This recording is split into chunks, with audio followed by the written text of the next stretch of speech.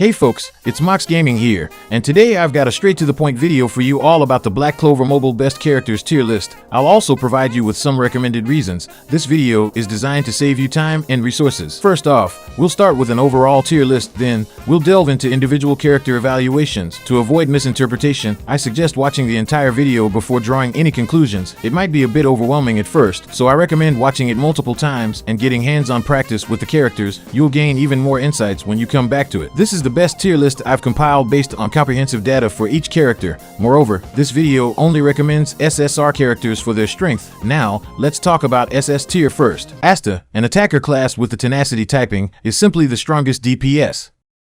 If he's positioned second, no one dares to be in the first slot.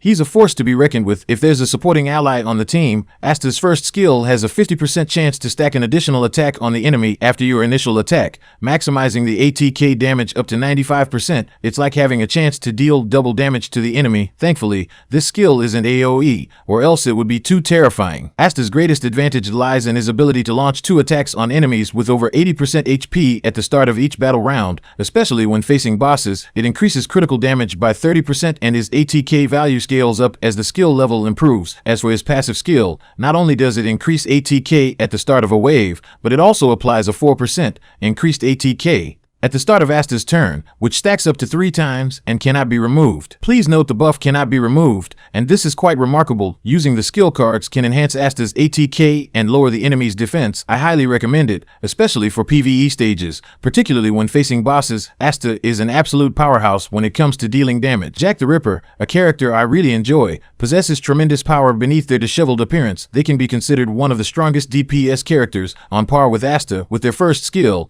they not only attack enemies, but also apply the bleed buff. Their second skill, even when faced with enemy defense buffs, can easily overpower them by increasing penetration and SPD. When it comes to special skills, if Jack the Ripper has buffs, reaching level 5 increases ATK by 90%. Their passive skill grants them the ability to apply Sever to themselves for 1 turn upon using skill 2, along with increased damage done, proportionate to their remaining HP, maximum 30%. It is crucial to obtain their skill cards as they increase the hit rate of bleed and lower the enemy's defense. Jack the Ripper possesses self-buffs, speed, sustained damage, debuffs, and increased PEN. When paired with skill cards, they can even lower the enemy's defense, truly representing terrifying power. Obtaining their skill cards is essential as they enhance the hit rate of bleed and further reduce the enemy's defense. During the early stages, and when rerolling for free card draws, selecting Jack the Ripper is a must. They provide a comfortable QOL experience in the early game, and their skill animations are visually appealing. To unleash Yami Clover Academy's full potential, it's crucial to enhance his speed attribute. The trigger condition for his skill 1 is having 4 or more skill points. Therefore, it's best for Yami to be the sole DPS on the field. By increasing his speed, not only can he boost his overall attribute attack power,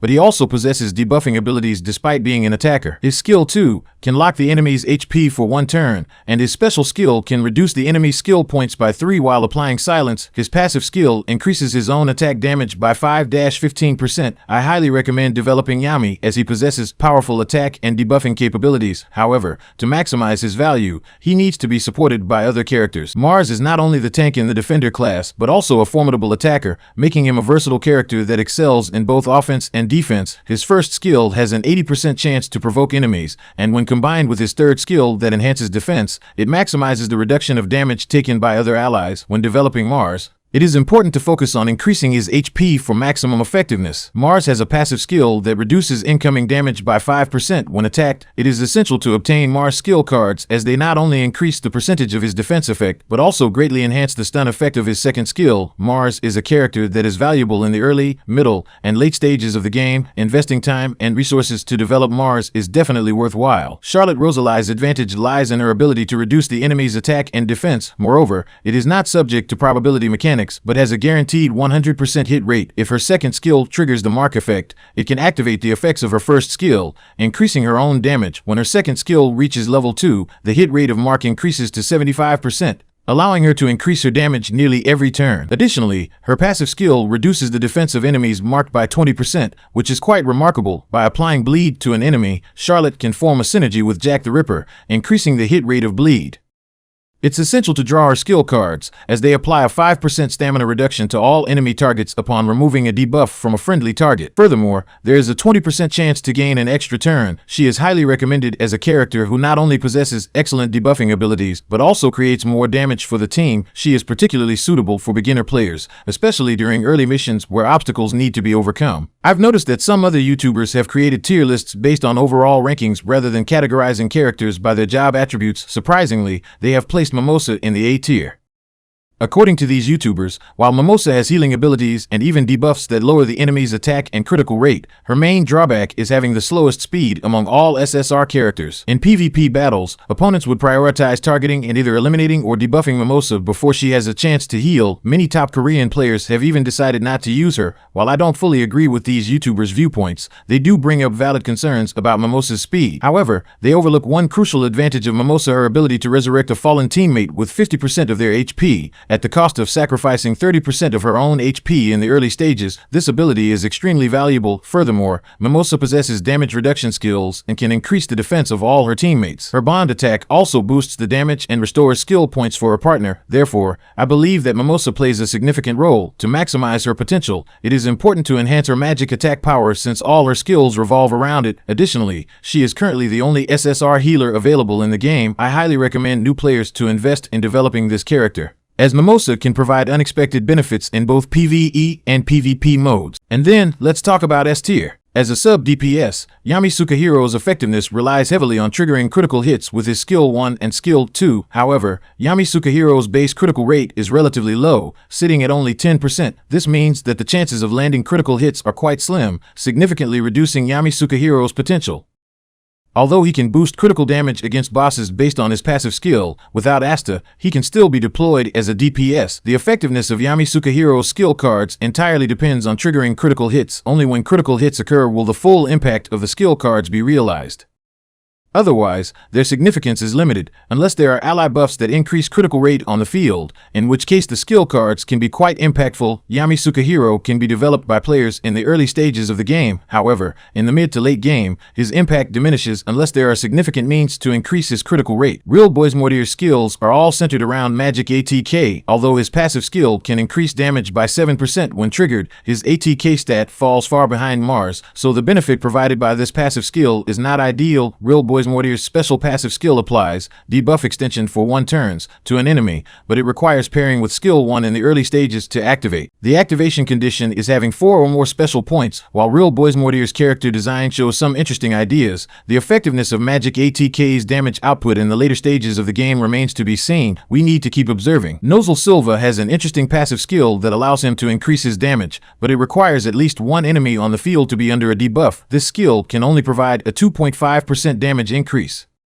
However, if all 4 enemies are debuffed, it can reach a maximum of 10%. Nozel Silva's first skill, combined with a joint attack, enhances the accuracy of inflicting the poison debuff. Once the enemy is poisoned, it will suffer continuous damage. One distinctive feature of Nozel Silva is his special skill, which applies weapon disarm to all enemies for 2 turns. Essentially, this indirectly lowers the enemy's attack power. Moreover, there is a small chance for the skill card to trigger the protection effect. In summary, Nozel Silva possesses both buff and debuff abilities and provides defensive effects. However, it's crucial to reach the maximum level of skill cards to fully showcase Nozel Silva's potential for new players. If they don't have Charlotte Roseley, Nozel Silva can be their second choice in the early stages. Vondrance is truly a formidable character, possessing an array of incredible skills that make him the top-tier threat in the game. What sets him apart is his exceptional speed, making him always ahead of the others, especially if you have a speed equipment set and the opportunity to consistently stun opponents. However, the prerequisite is to have a speed weapon set in order to stack up speed and fully utilize Vondrance's potential. William Vengeance skill 2 provides an attack and speed boost to allies,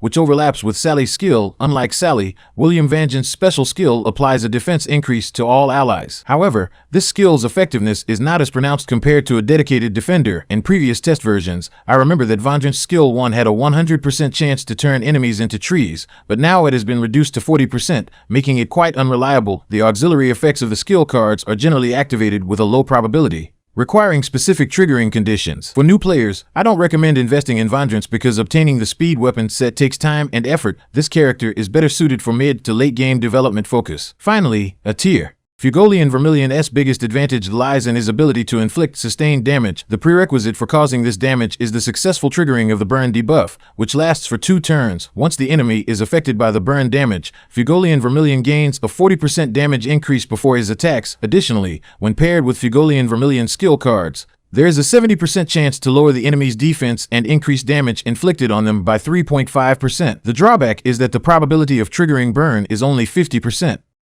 Since all of Fugolian Vermilion's skills are related to burn, reaching the S tier with this character becomes challenging. It is necessary to draw skill cards, and, during rerolls, it is advisable to skip Fugolian Vermilion in the early stages and choose characters who are not heavily reliant on probability for attack boosts for a more stable gameplay experience. Leopold Vermilion is an interesting character who trades his own HP for increased physical and magical attack power. He is particularly effective against enemies with burn and scorch debuffs, as it allows Leopold Vermilion to quickly boost his damage, including magical attack power. However, this character has the disadvantage of requiring a healing ally on the team to constantly restore Leopold Vermilion's HP. If the healer is affected by enemy debuffs, the risk factor for Leopold Vermilion increases significantly. To be honest, he is not very reliable and carries a high risk, especially when facing bosses or enemies with immunity buffs. It is not recommended to use this character in such situations. His passive skill allows him to increase his damage output. With an additional 2% boost if the enemy has the burn debuff, he can be paired with Fugolian Vermilion. If you want to develop this character, obtaining his skill cards is necessary. Skill cards can increase Leopold Vermilion's critical hit rate, allowing him to unleash impressive critical damage. If there are no better character options available, Leopold Vermilion can be used as a transitional choice for beginner players in the early stages of the game. However, it is advisable not to invest too heavily in him. Defenders play a crucial role in Black Clover Mobile,